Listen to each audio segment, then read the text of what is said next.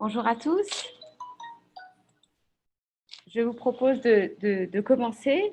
Merci et bienvenue à cette première journée du Business Booster Forum organisé par CCI France International. Aujourd'hui, vous faites partie, vous êtes sur le webinaire Amérique latine. Vous êtes sûrement, beaucoup d'entre vous, intéressés par l'Amérique latine, déjà implantés ou vous souhaitez peut-être vous internationaliser vers l'un de nos pays en Amérique latine. Aujourd'hui, nous vous proposons, à travers ce webinaire, de connaître les perspectives d'Amérique latine post-Covid. Et aujourd'hui, nous sommes ravis de vous avoir si nombreux pour vous aider dans votre démarche. Nous avons invité divers experts pour échanger avec vous durant cette heure. Aujourd'hui, je suis accompagnée de Thomas Plisson, directeur général de la CCI franco-dominicaine, qui animera avec moi ce panel. Je suis Ager Najar, je suis la directrice générale de la Chambre de commerce franco-mexicaine basée à Mexico. Aujourd'hui, nous avons divers experts qui nous accompagnent pour ce panel et nous allons vous les présenter avant de commencer. Nous avons Hello, on n'entend pas. J'entends pas. Bizarre. Moi, ça va. Tout le monde m'entend? Oui, ça va pour moi. Super. Oui, c'est bon aussi. Ouais. Très bien. Donc, Augusto Félix qui nous accompagne, qui est le CEO de Decathlon Colombia. Donc, Augusto, bienvenue, merci de nous accompagner. Augusto est actuellement CEO de Decathlon en Colombie, filiale qu'il a créée en juillet 2015. Il compte plus de 24 ans dans le groupe Decathlon, où il a exercé plusieurs fonctions en retail, mais aussi en supply et conception dans divers filiales. Il est passionné du sport et aujourd'hui pratique la course à pied et plus particulièrement les courses de fond de 10 km au marathon. Augusto est diplômé de l'INSEC. Merci Augusto de nous accompagner aujourd'hui. Merci pour l'invitation. Bonjour à tous. Nous avons également Julien Rousselet, Managing Director LATAM de Palo IT. Donc, Julien est diplômé de l'Université Paris 9 Dauphine. Depuis plus de 15 ans, il a travaillé dans diverses multinationales comme Alcatel, Thales, où il était chargé du Mexique, du Brésil. Et depuis quelques années, il s'est uni à Palo IT pour aider les entreprises dans leur transformation digitale. Il est passionné par la technologie et son impact sur la société. Il a été le fondateur de la French Tech au Mexique, écosystème qui cherche à promouvoir les échanges entre les startups françaises et mexicaines. Bonjour Julien, merci de nous accompagner aujourd'hui sur ce webinaire. Bonjour Ager, merci pour l'invitation. Je laisse Thomas du coup présenter nos trois autres experts qui nous accompagnent aujourd'hui. Merci Ager. Donc, je suis Thomas Plisson, le directeur de la Chambre de commerce franco-dominicaine. Donc, nous accompagne également aujourd'hui Sandra Pessini, qui est directrice communication de Ipsos Brésil. Sandra a plus de 20 ans d'expérience en marketing et communication dans les études, le conseil, la formation et le commerce. Elle a un MBA de l'Université de l'Oregon aux États-Unis et un 2S CAF de l'ESC Clermont-Ferrand. Avant de rejoindre Ipsos au Brésil comme directrice de communication et membre du board il y a 7 ans, Sandra a créé l'entreprise Lista Perfeita, une marketplace de listes de mariage au Brésil. En Europe, Sandra a également géré notamment le marketing de Crotamer International, un groupe de formation et conseil pour l'Europe du Sud.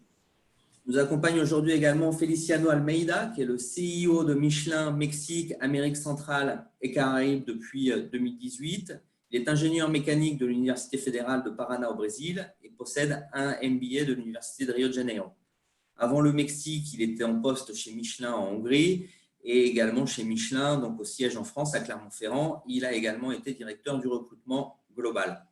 Nous accompagne également Joan Jacinti, qui est président du groupe Sofatesa, qui est une société franco-dominicaine qui a compétence sur toute l'Amérique latine et qui est spécialisée en infrastructures, notamment de transport urbain, aéroportuaire et télécommunications. Sofratesa est associé sur le métro de Saint-Domingue et Panama avec Alstom, Thales, TSO, SIM, NGE, Siemens, mais aussi de Poma pour la réalisation du téléphérique urbain de Guayaquil en Équateur. Sofratesa est présente aux États-Unis, à Boston dans le secteur énergétique, en Bolivie, au Brésil, au Paraguay, en Colombie, à Londres, en Angleterre et également à Paris. Donc, merci à vous tous de nous accompagner.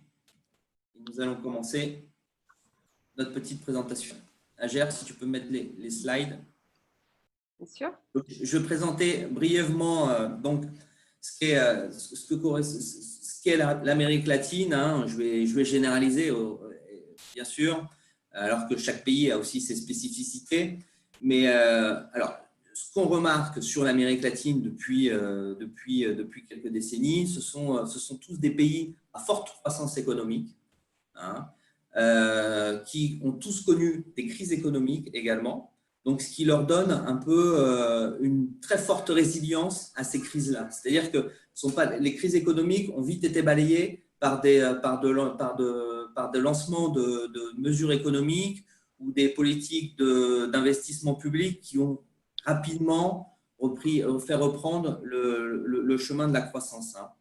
Donc là, sur ce slide-là, vous voyez un peu ce qui était prévu, les croissances de 2019 en bleu foncé, en bleu plus clair, les prévisions de croissance donc en 2019 sur l'année 2020, et ensuite la courbe, ce sont les prévisions de croissance sur post-Covid. Hein. Donc on voit les pays avec les plus fortes croissances depuis quelques années, on a la République dominicaine, Panama, Colombie, Pérou, Guatemala. Donc il faut savoir aussi qu'il y a une spécificité. Beaucoup de pays d'Amérique latine sont producteurs de matières premières. Donc, quand l'économie mondiale va bien, donc, ils ont des croissances et beaucoup d'autres pays sont dépendants en fait, de ces matières premières. Donc, voici un peu la tendance, qui est une tendance, bon, à part les deux derniers, hein, mais que l'on connaît par des problèmes politiques internes. Donc, les mesures, on va passer au slide suivant. Alors, les pays d'Amérique latine sont caractérisés aussi par, à part les fortes croissances, également par de fortes inégalités, toujours. Donc, les pays peinent un petit peu à réduire leur niveau de pauvreté et de mettre en place des politiques sociales.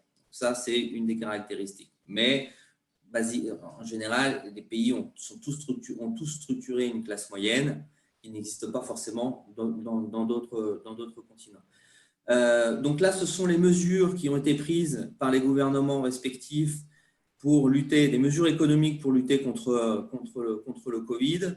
Une autre caractéristique des pays d'Amérique latine, c'est que les économies sont assez libérales. L'État intervient peu et de par les mesures sociales. Donc, beaucoup de pays ont dû mettre en place des systèmes de chômage partiel, temporaire, puisque ce sont par rapport au système de chômage français, n'existe pas forcément. Donc là, on voit bien que, par exemple, au Brésil, énormément de mesures, en Colombie, Panama, République dominicaine, après un peu moins Argentine, Bolivie, Paraguay, Pérou, Équateur, et certainement insuffisant, malheureusement, à Gère au Mexique et au Venezuela, mais je pense qu'on n'a pas toutes les informations. Donc, nous allons commencer, on en vient aux interventions. Nous allons commencer par Ipsos, depuis le Brésil.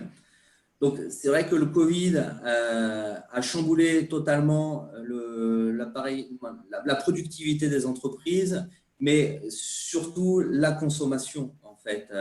Donc, ce qui serait intéressant de développer, c'est de savoir quelles ont été les habitudes. Est-ce que le changement a été rapide, d'ailleurs, dans les habitudes de consommation durant les quarantaines respectives? Vers quel secteur elles se sont orientées? Et également, est-ce qu'il est possible, Sandra, de nous présenter les perspectives économiques et commerciales des différents secteurs d'activité sur notre continent? Bonjour à tous, je suis ravie d'être avec vous. Merci Thomas pour cette introduction. En termes de changement, de nouvelles tendances de la consommation en Amérique latine, Ce qu'on voit au travers de nos études et également au travers d'un comparatif avec des pays qui sont dans une phase plus avancée de la pandémie, c'est qu'il y a 3 types de changements. Les premiers changements de consommation, ils sont directement liés à la crise sanitaire et économique. Ensuite, on a un autre type de changement qui viennent d'une consolidation de manifestations de tendances émergentes. Et en fait, je dirais un troisième bloc pour la consécration de la technologie dans presque tous les domaines de notre vie. Pour ceux qui connaissent les entreprises en Amérique latine, si je vous parle de Rappi, qui est une entreprise colombienne mais présente sur d'autres marchés, de Zoom, qui est une marque mondiale, de iFood, Stone, Magalu pour le Brésil, ce sont des marques et des entreprises qui ont été très pertinentes pendant cette période de pandémie. Concrètement, j'aimerais mettre en avant peut-être 4 grandes tendances en termes de consommation. La première, je dirais que c'est la plus évidente et la plus commentée, c'est l'explosion du commerce en ligne et des moyens de paiement digitaux. Donc ça, clairement, par la situation exceptionnelle qu'on a vécue, qu'on vit encore en Amérique latine, on a commencé à faire nos courses au supermarché, on a fait plus de courses au supermarché en ligne, mais j'aimerais qu'on regarde aussi d'autres entreprises, d'autres secteurs qui avaient déjà commencé à entamer cette transformation digitale, comme par exemple une entreprise comme L'Oréal pour les produits de beauté, où durant la crise, on a vu une augmentation des comportements d'achat digitaux pour le groupe L'Oréal, qui vient de publier en fait dans Le Monde ses résultats et qui montre que sur le premier trimestre de 2020, les ventes digitales du groupe L'Oréal ont augmenté de 53%. Et au premier trimestre, il y avait déjà beaucoup de pays globalement qui étaient touchés par la crise sanitaire et économique. Donc ça montre qu'à partir du moment où les personnes commencent à répéter des comportements d'achat, on crée des habitudes et qu'après la crise, probablement, cette transformation va se continuer. Et clairement, dans notre vie quotidienne, on a vu aussi bien au niveau du télétravail, des cours en ligne pour nos enfants, des apéros via Zoom pour les moments de convivialité, la télémédecine, tout a été affecté vraiment par cette transformation digitale. Est-ce que ça veut dire que les magasins physiques sont condamnés? Clairement, je dirais que non. On a fait une étude globale pour savoir quelle était la motivation des consommateurs lorsqu'ils allaient dans des boutiques, dans des magasins physiques. La moitié, exactement 49%, ont comme motivation principale la réalisation vraiment de l'achat. Donc, ils sont axés sur la tâche. Et pour eux, pour ces 50%, OK, le commerce en ligne va permettre la réalisation de cette tâche. Mais pour l'autre moitié, il y a d'autres motivations, comme par exemple la convivialité, l'aspect social, le divertissement, le côté de découverte, expérience. Et pour cette deuxième moitié de consommateurs, dès que le confinement va s'arrêter, on sait que ces consommateurs vont retourner dans les magasins physiques. Mais clairement, on a vu que les entreprises avec une transformation digitale bien avancée se sont sorties mieux de la crise que les autres dans cette période.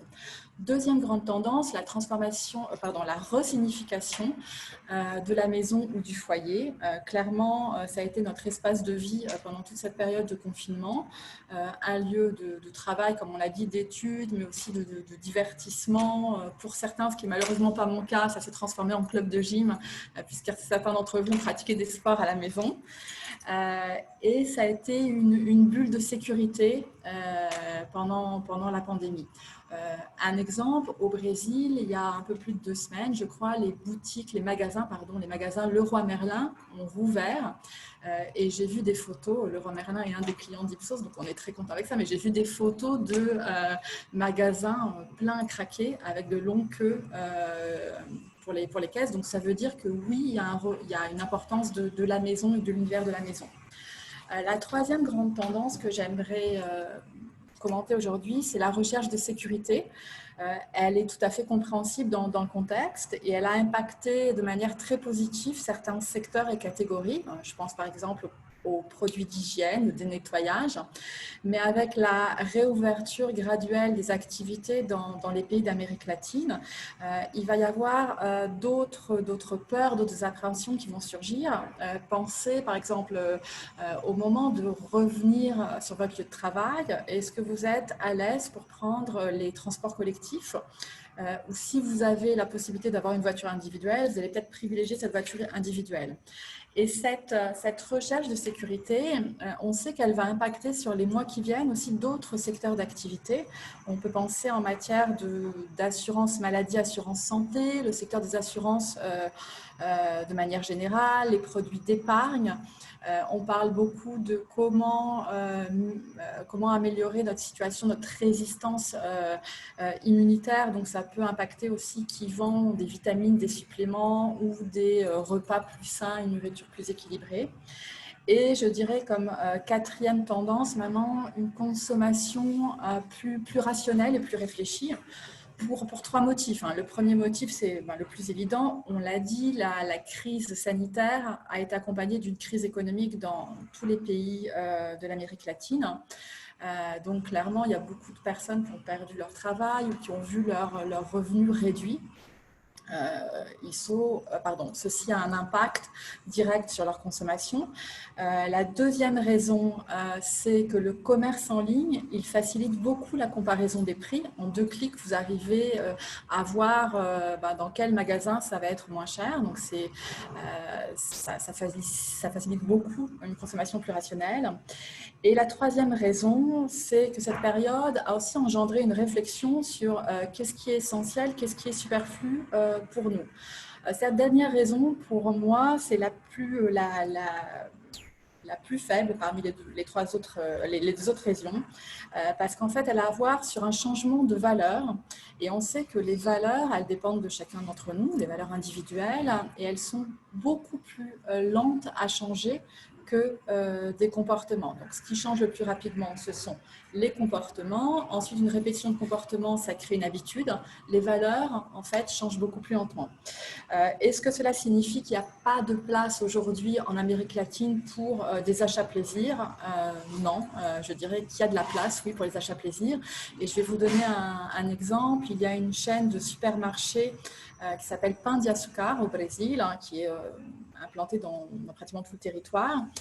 Ils ont organisé à la fin du mois de mai une promotion, une journée de promotion sur leurs vins, sur les ventes de vins en ligne. Ils ont vendu pendant ce samedi, en une seule journée, l'équivalent à 25% des ventes en vin de l'année 2019. Et ça, dans un contexte de crise économique très présente.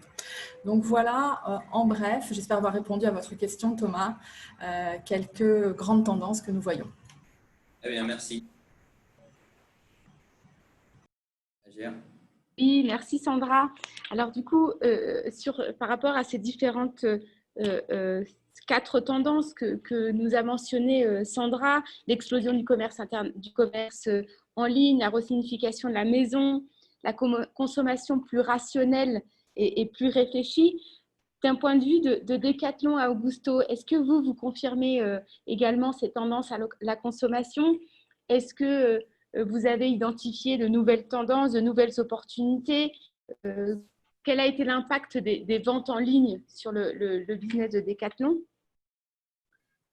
Oui, donc effectivement, comme le disait Sandra, de nouvelles habitudes se sont mises en place. On a vu une accélération des tendances, notamment dans l'e-commerce, qui jusqu'à présent, en tout cas pour notre secteur, le secteur du retail et le secteur du sport, restait assez anecdotique et qui, pendant la quarantaine, évidemment, on a vu se multiplier les demandes de livraison et notre site Internet a explosé. On a fait x10 en plein milieu de la quarantaine, lorsque effectivement nos magasins étaient fermés et que finalement ces besoins fondamentaux d'exercer une activité physique se sont traduits par une recherche de produits pour pouvoir transformer son appartement, comme disait Sandra, en gymnase.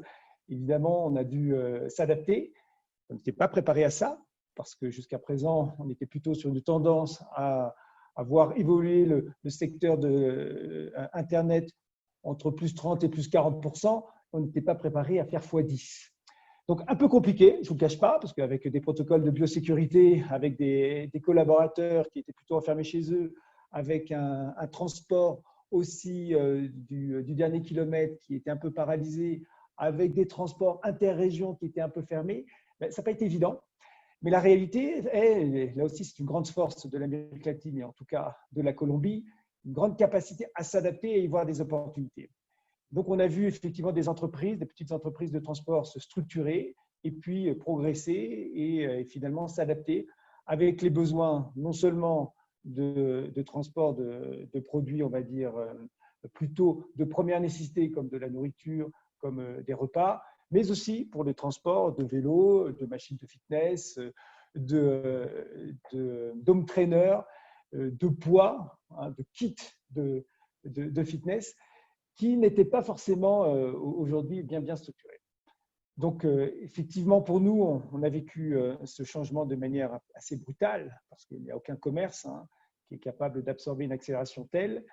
Un petit moment de flottement aussi, où par moment, on n'était plus en mesure de pouvoir fournir les produits qui étaient demandés par nos clients. On a dû fermer notre site Internet.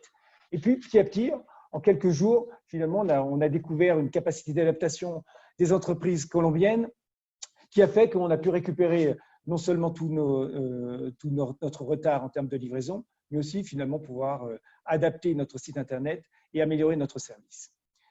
C'est quelque chose d'assez brutal parce qu'effectivement, jusqu'à présent, nous, dans nos perspectives, comme dans tous les pays, évidemment, on avait anticipé cette augmentation de besoins d'omnicanalité et de besoins de livraison par Internet, mais il est vrai que pour plein de raisons, de méfiance, aussi de manque d'habitude aussi d'acheter en ligne, cette croissance, on l'avait plutôt planifiée, on va dire, de manière plus progressive. Ce qu'on s'aperçoit aussi depuis que nos magasins ont rouvert, parce que nos magasins ont rouvert il y a quelques semaines, on va dire de manière un peu plus normale, on s'aperçoit que cette demande de besoin via Internet reste très forte. On n'est plus au même niveau, on est plutôt redescendu, mais on est toujours à x5. Si on compare un petit peu notre tendance de chiffre d'affaires réalisé sur Internet d'avant le confinement et que l'on compare avec ce que l'on réalise aujourd'hui, on est encore à x5. Et on pense que ça va continuer. Ça va continuer parce que les clients là, se sont aventurés, ont pris confiance dans cette facilité que leur apporte finalement ces achats par Internet. Ils ont pris confiance aussi dans les systèmes de paiement parce que les plateformes également sont de plus en plus, donnent de plus en plus de sécurité. Et donc, nous, on pense réellement qu'il va y avoir une cohabitation entre ces magasins qui sont des lieux de vie. Il le disait là encore Sandra, je confirme tout à fait qu'ici en Colombie, les centres commerciaux, les magasins, ce sont des moments de déplacement en famille, ce sont des centres-villes où les gens viennent se promener. Ils ne viennent pas forcément acheter, mais ça reste un endroit de rencontre.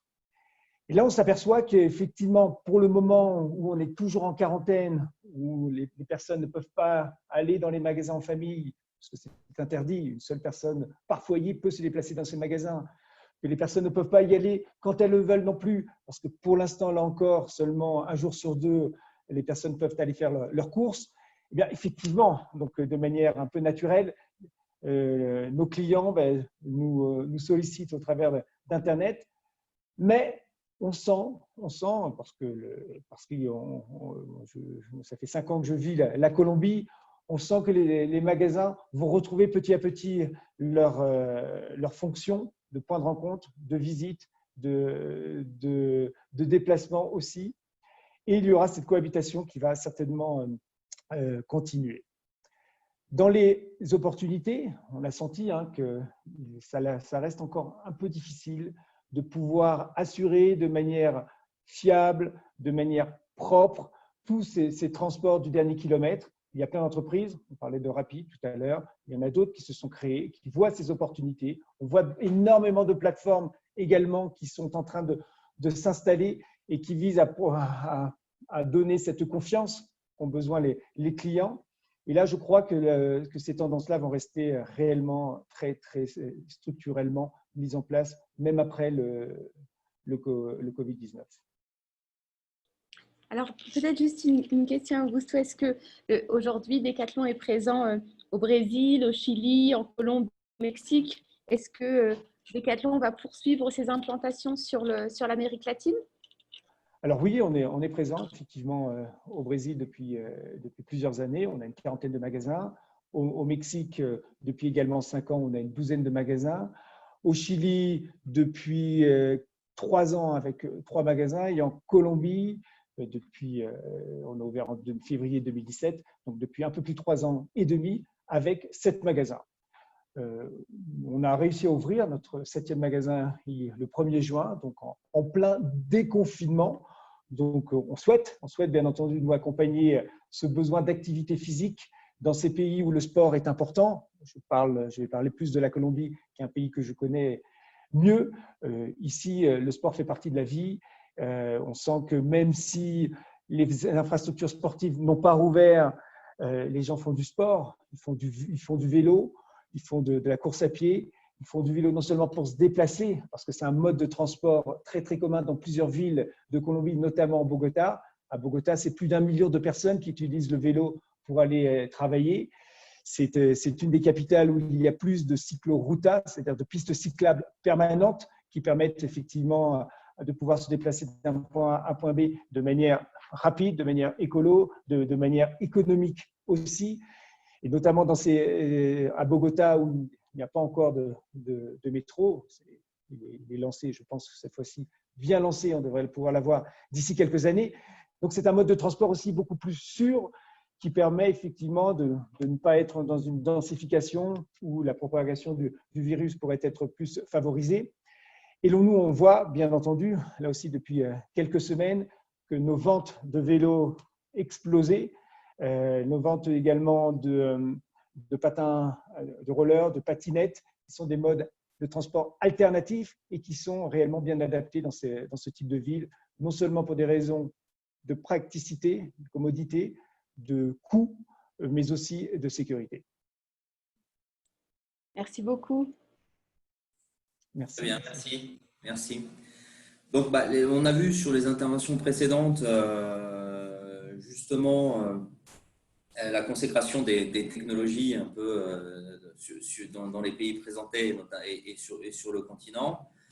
C'est vrai que ça, c'est aussi une des caractéristiques au niveau technologique. L'Amérique latine a toujours fait des bons en avant extraordinaires, sans technologie intermédiaire de test, en fait. On adopte sur les transitions numériques systématiquement la dernière technologie de masse. Donc, une petite question pour Palo IT de Mexico.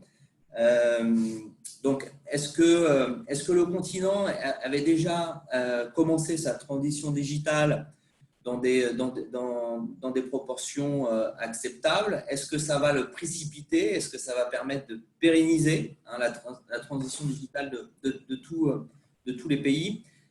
Également, savoir si le niveau des infrastructures technologiques, la cybersécurité, par exemple, sont suffisants pour y parvenir. Les technologies installées sont suffisantes pour réaliser cette transition-là, et de savoir dans le temps, dans quel secteur les entreprises françaises de technologie peuvent rencontrer des opportunités. On a parlé de l'e-commerce tout à l'heure, mais est-ce que dans les fintech ou dans des services plus globaux ou plus ponctuels, spécifiquement sur la technologie,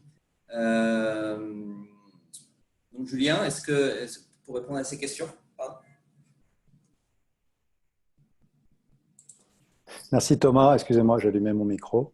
Alors, effectivement, il y a plusieurs questions sur le niveau de digitalisation de l'Amérique latine.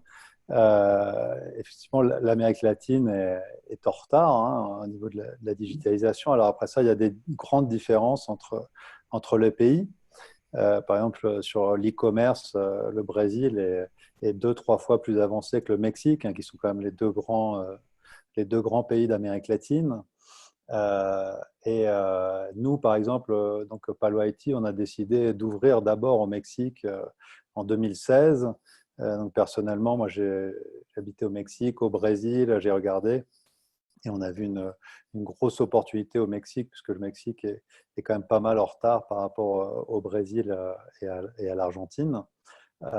Et on pensait déjà avant cette crise que le Mexique allait rentrer de plein pied dans sa transformation digitale sous 3-4 ans. Et c'est ce qui est en train de se passer, hein.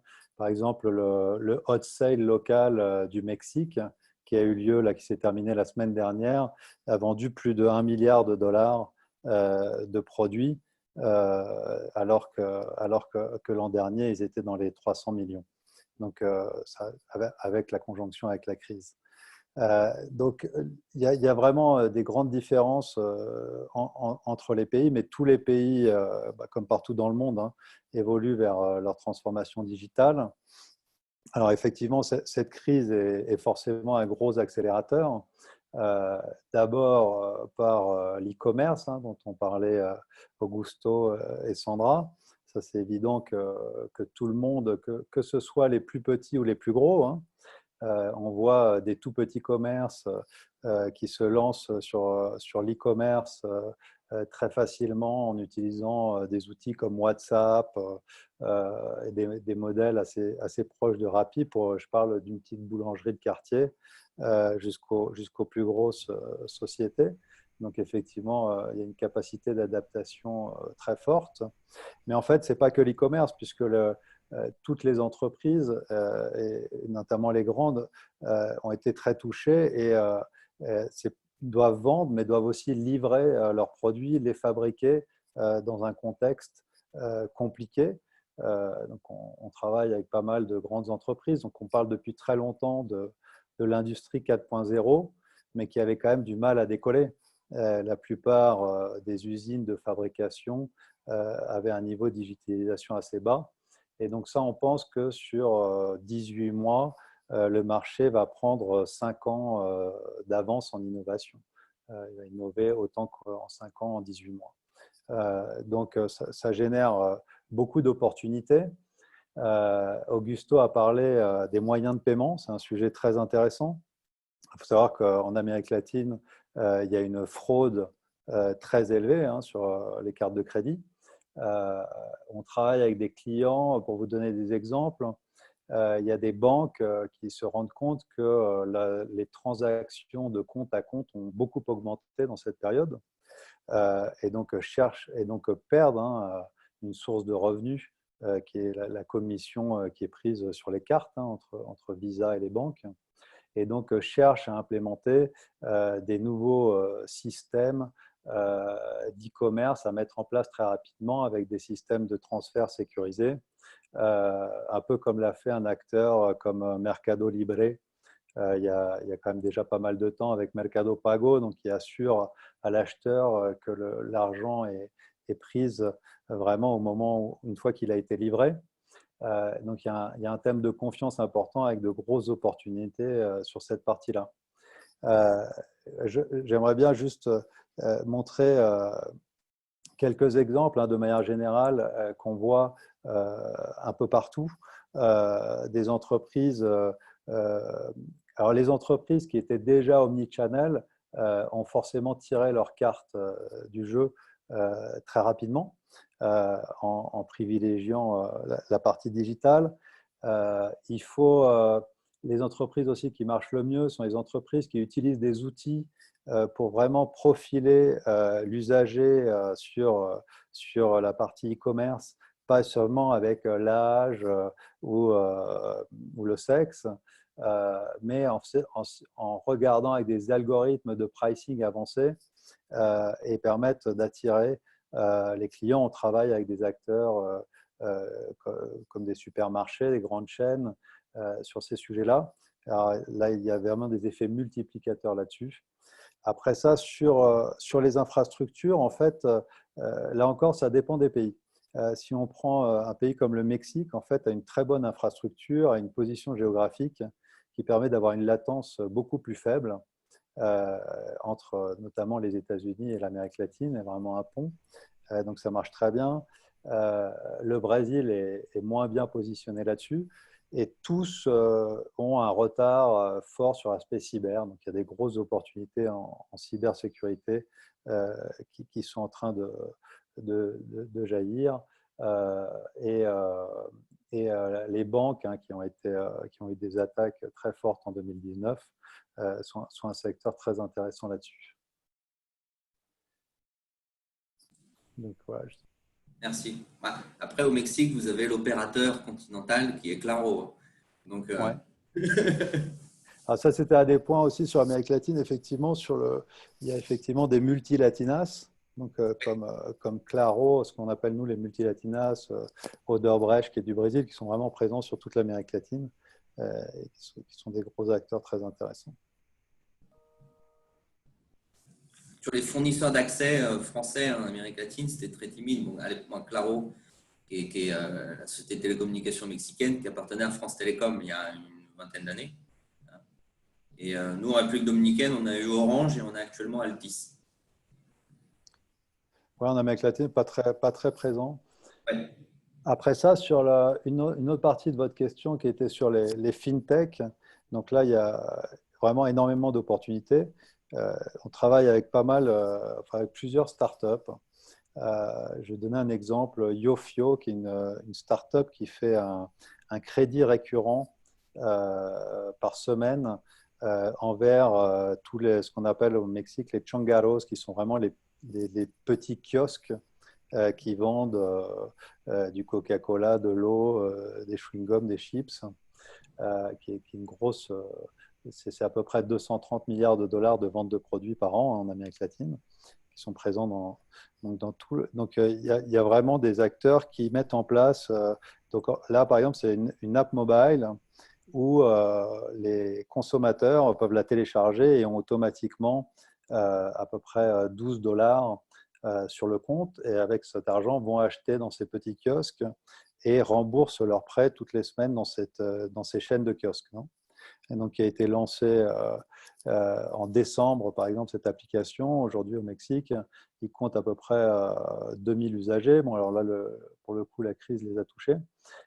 Mais donc, il y a plein de business models qui sont en train de se créer au niveau du financement à la consommation, puisqu'il y a une grosse partie de la population qui n'est pas bancarisée et qui n'a pas accès du tout à ces termes de financement. Donc, c'est vraiment foisonnant. Par exemple, sur la ville de Mexico, il y a plus de 300 startups et la moitié sont des fintech.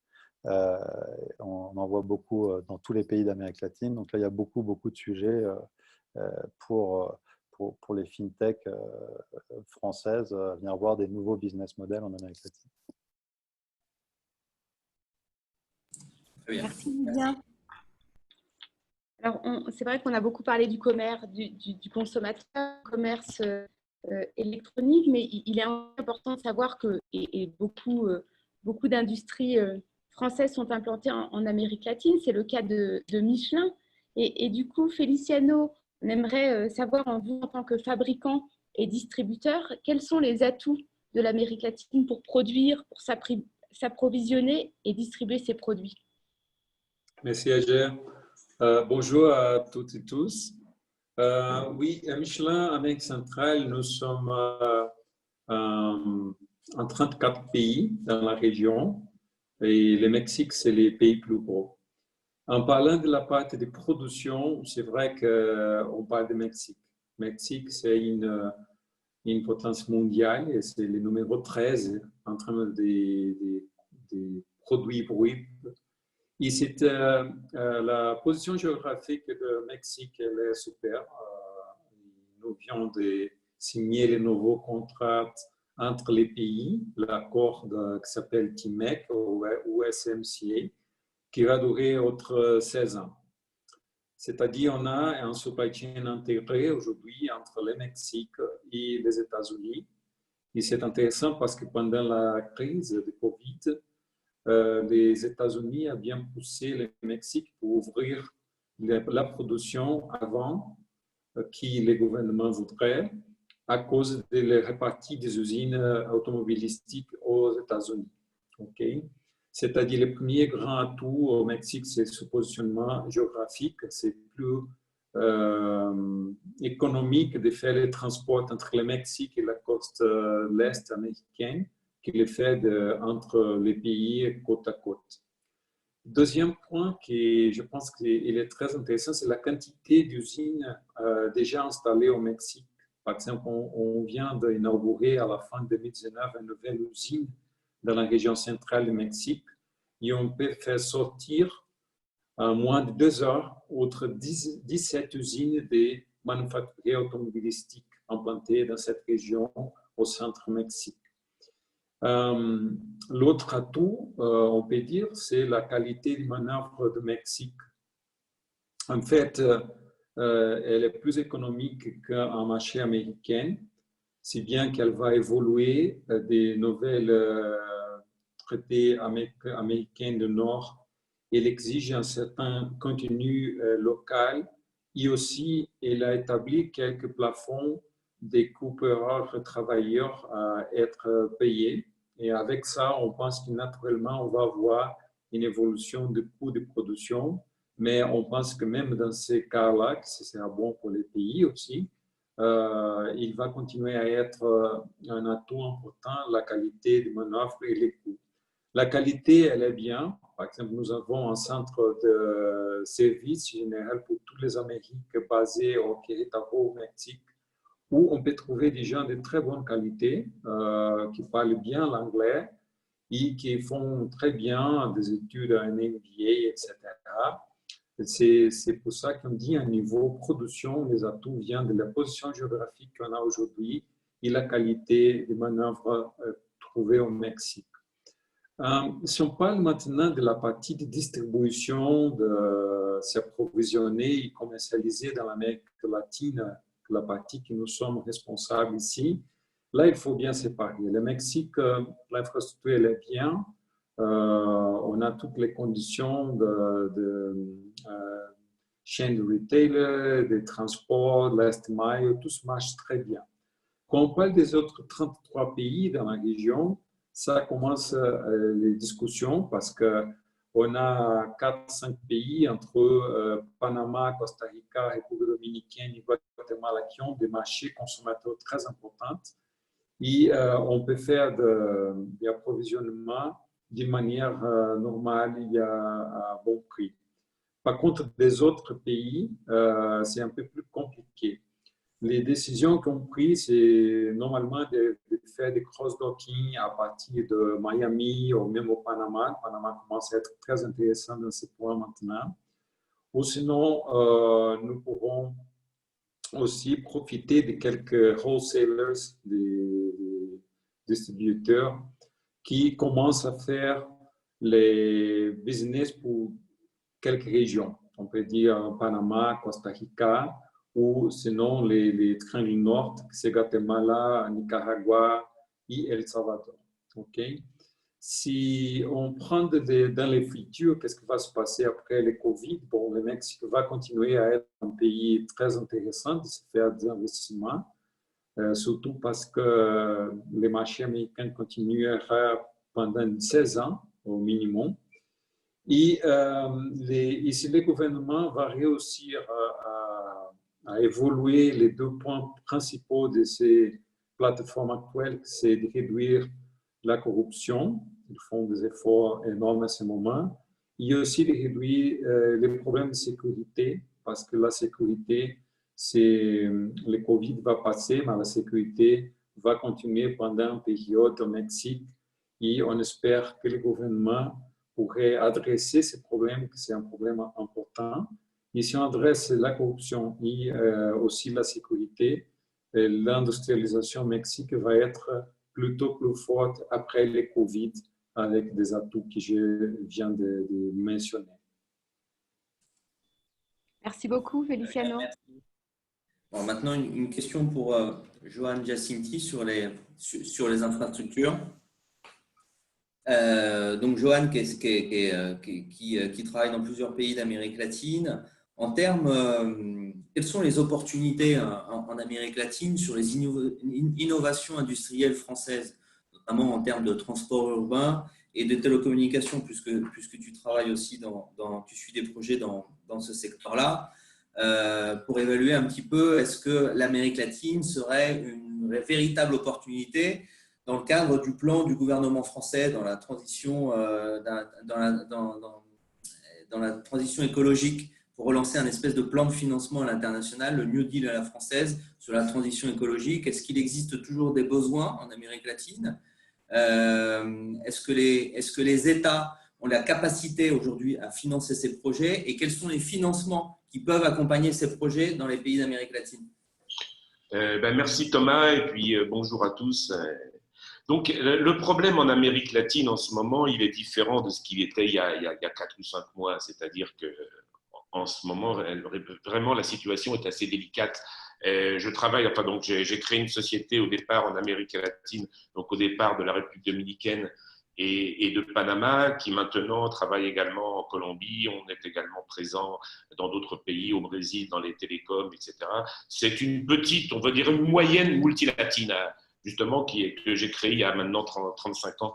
Je suis d'un naturel assez optimiste parce que nos 2 premiers pays, c'est justement la République dominicaine et Panama, qui ne sont pas des grands pays d'Amérique latine, mais qui sont de très loin les pays qui, ces 20 dernières années, ont eu le plus fort taux de croissance, puisqu'on a eu un taux de croissance dans ces 2 pays entre 5 et 7% par an. Donc, on est généralement optimiste et ce sont des pays qui ont investi dans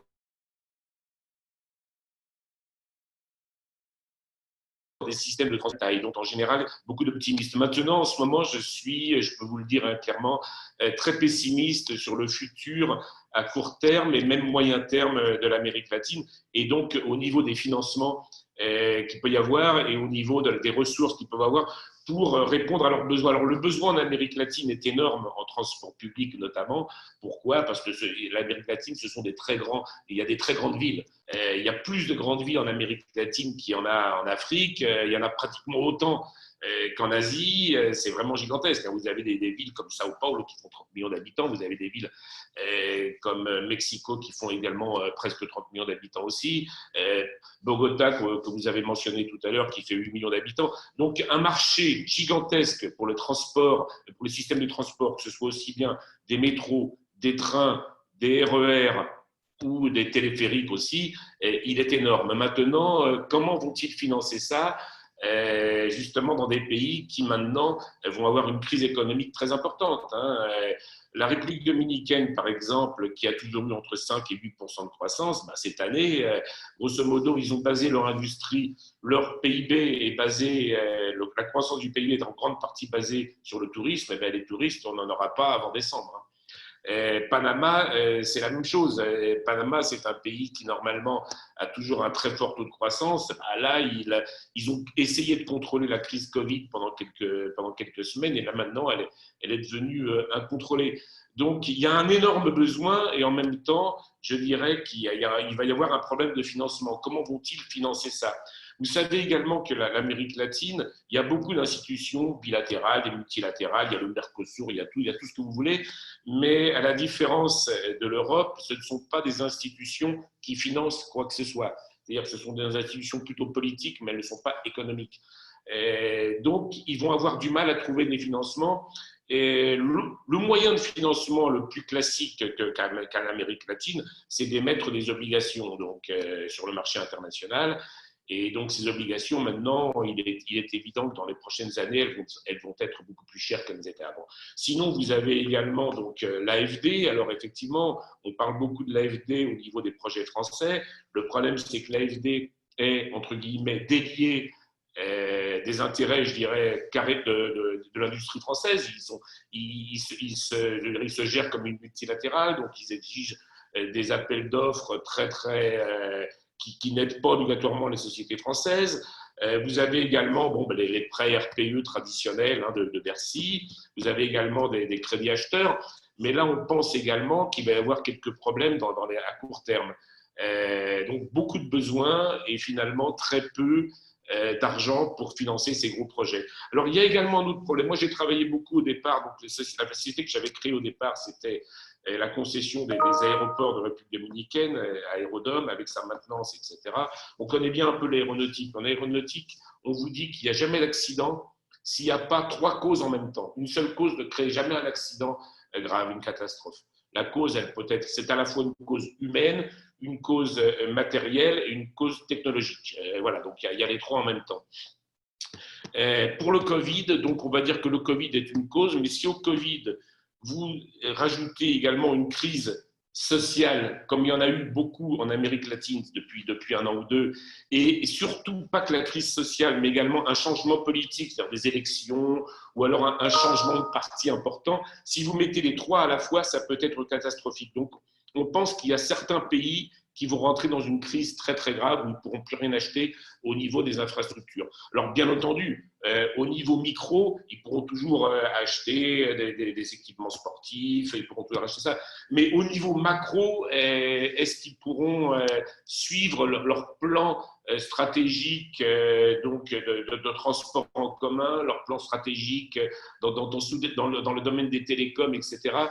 J'en doute fort. Alors donc, mon optimisme habituel comme entrepreneur s'est un peu transformé depuis quelques temps en pessimisme. Et je vous invite à regarder parmi les pays d'Amérique latine ceux qui ont ces trois choses en même temps, c'est-à-dire bon, le Covid, bon, tout le monde là, changement politique récent, donc des élections bientôt, ou alors des élections qui ont eu lieu il y a un an ou deux, mais qui ont fait venir peut-être un peu de populisme, etc., et qui souffrent d'une crise sociale habituelle. Je vous invite à regarder quels sont ces pays-là, et vous verrez quels sont les pays qui vont rentrer dans une crise très très grave. Voilà, donc ça c'est un peu ma préoccupation.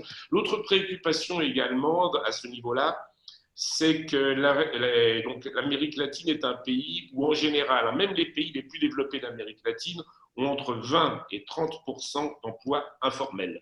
Ces emplois informels, ils ne sont pas dans les statistiques. C'est-à-dire que quand vous pensez chômage partiel, où on leur paye quelque chose quand même à leurs employés, on ne pense pas à ces gens-là. Et là, ces 20 ou 30% de personnes, ils sont en crise totale en ce moment parce qu'ils n'ont plus rien. Et donc, ils se déplacent quand même pour pouvoir gagner de l'argent dans leur emploi informel et ça augmente encore plus le Covid que ce qu'il n'était avant.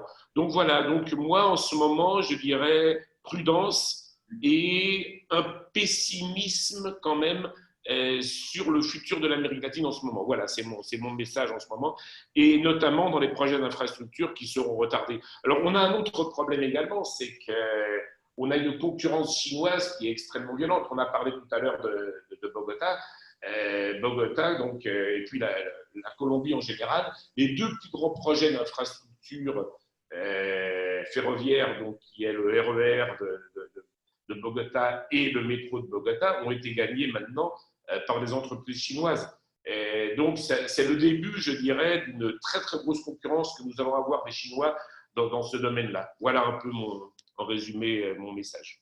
D'accord, merci Johan. Donc prudence sur les marchés publics en Amérique latine, un peu de patience, puis d'être très compétitif, innovant.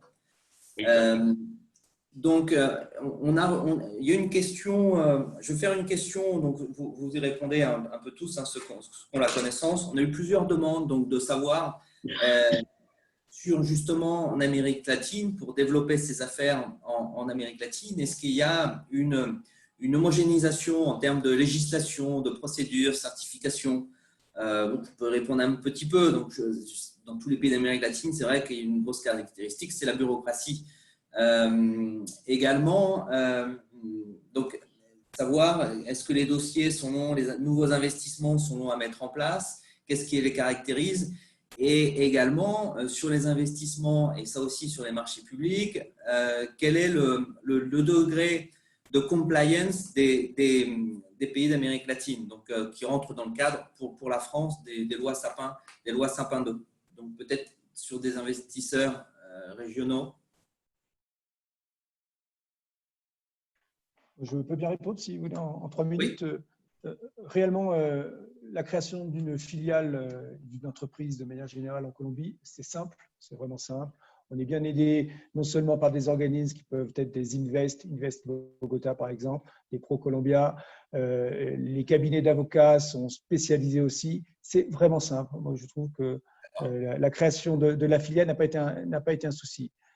La contrepartie de ça, c'est qu'effectivement, cette bureaucratie que tu évoquais, effectivement, par la suite, après, on a quand même beaucoup de formalités à remplir pour justifier tout ce que l'on peut faire au niveau fiscal notamment.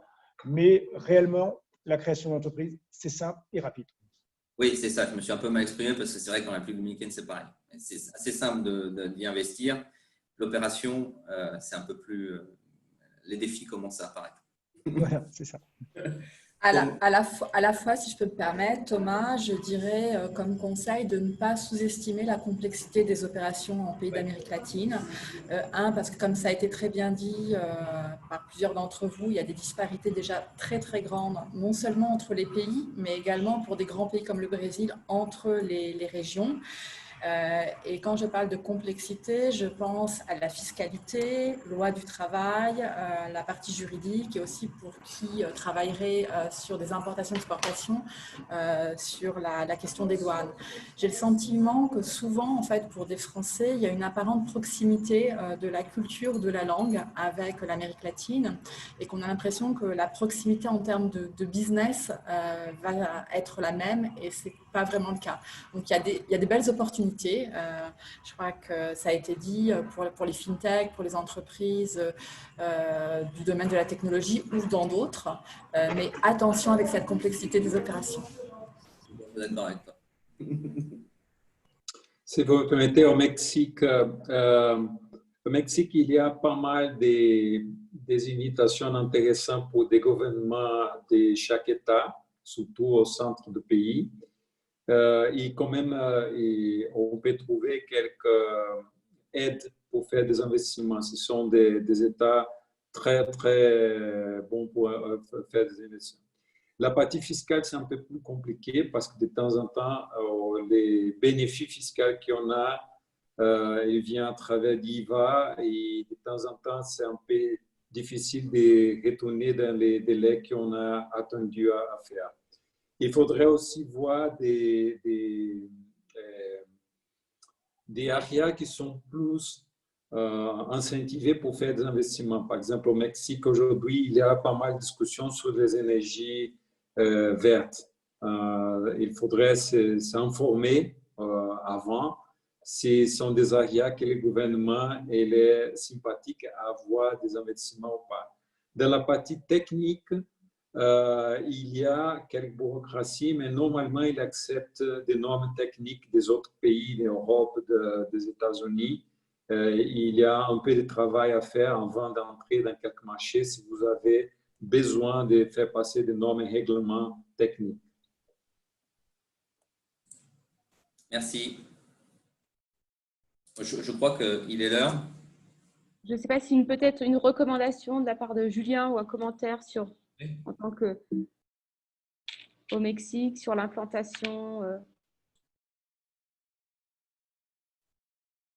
Le micro est coupé, Julien. Pardon, décidément.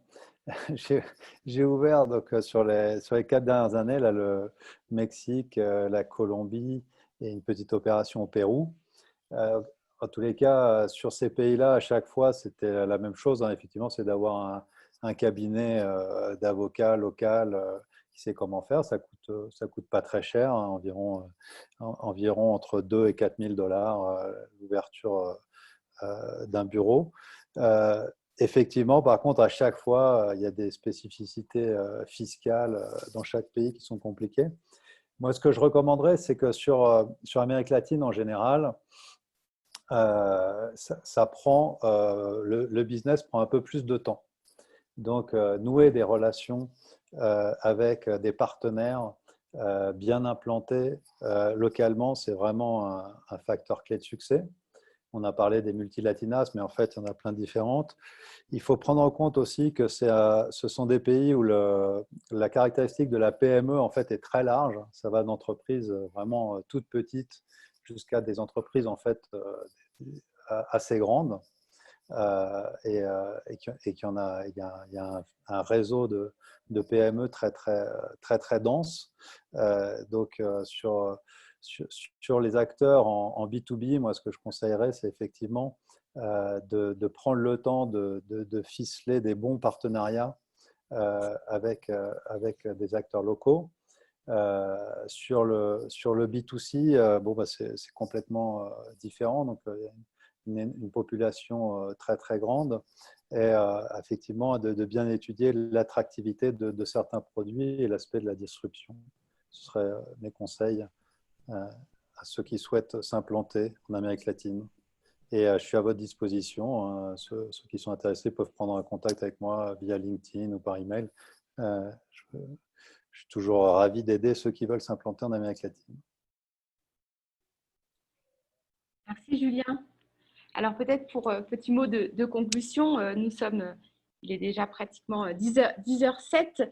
Donc un mot de conclusion sur ces différentes interventions. Donc des opportunités, de nouvelles opportunités avec le commerce électronique, quelques difficultés, être patient pour tous les projets d'infrastructure sur l'Amérique latine, mais aussi un point important, si vous êtes intéressé par nos marchés, c'est d'être bien accompagné, autant sur le partenariat, sur les experts pour une création, une implantation. Et pour cela, le réseau des CCI françaises est présent en Amérique latine. Nous sommes plus de 15 CCI présentes déjà depuis plusieurs années au Mexique et nous pouvons vous aider sur différentes étapes. Une étape d'information avec des diagnostics marché, des études de marché, des learning expeditions, mais aussi sur toute l'étape de prospection, des tests sur offre, des contacts clés, des missions de prospection, l'exposition sur un salon, tous les services d'interprétation, de traduction. Sur la partie, toute l'aide à l'implantation, la rédaction d'un business plan, des journées d'implantation, création de filiales, domiciliation, encadrement de vos VIE, le recrutement, mais aussi la gestion de vos ressources humaines et également sur le développement, l'offre de commercial à temps partagé, service client, membership, du mentoring, de l'assistance à la réalisation de supports de communication, l'organisation d'événements via nos réseaux locaux et relations presse. Donc, n'hésitez pas à nous contacter, toutes les CCI françaises en Amérique latine. Nous sommes présents sur ces différents pays mentionnés, mais également de nouveaux pays s'intègrent. L'Uruguay s'intègre prochainement dans notre réseau. Et également, je crois qu'il n'est pas présent, notre pays Nicaragua aussi, le Nicaragua, qui s'intègre. Donc, n'hésitez pas à nous contacter sur le site CCI France International où là, vous trouverez tous les contacts, toutes les offres de services et l'appui que nous pouvons vous offrir sur le continent. Merci à nos différents intervenants de nous avoir accompagnés aujourd'hui, ce matin pour cette heure sur l'Amérique latine et d'avoir pu échanger. Merci à tous nos participants d'avoir été présents aujourd'hui. La vidéo, le webinaire a été enregistré et sera disponible sur le réseau, sur le site de CCI France International et nous restons à votre disposition. Thomas, je te laisse aussi pour faire un petit mot de terme de clôture. Exercice à répéter. Exactement. Merci à tous pour votre temps et très belle journée pour ceux qui sont en Amérique latine et bonne soirée à notre en France. Merci à tous. Merci, au revoir. Merci, au revoir.